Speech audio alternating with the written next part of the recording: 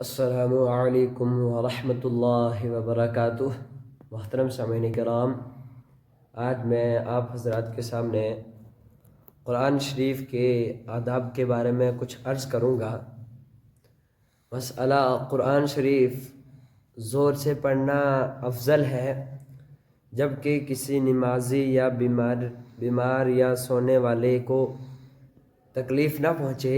مسئلہ دیواروں اور محرابوں پر قرآن مجید لکھنا اچھا نہیں۔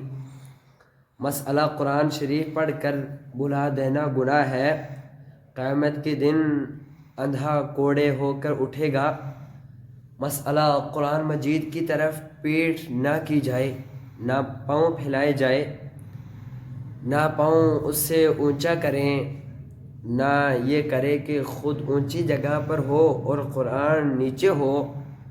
مسئلہ قرآن کے اوپر کوئی کتاب نہ رکھی جائے، اگر چاہے وہ فقہ حدیث کی ہو۔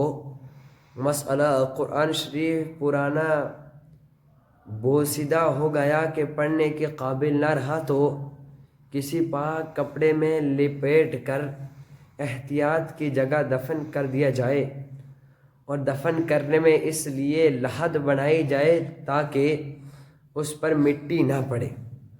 مسئلہ پرانے قرآن پاک کو جو پڑھنے کے پرانے قرآن مجید جس صندوق میں ہو اس پر کپڑے وغیرہ نہ رکھا جائے۔ مسئلہ کس نے محض خیر و برکت کے لیے قرآن مجید اپنے گھر میں رکھا چھوڑا ہے اور تلاوت نہیں کرتا تو گناہ نہیں ہے، بلکہ اس کی یہ نیت باعث ثواب ہے۔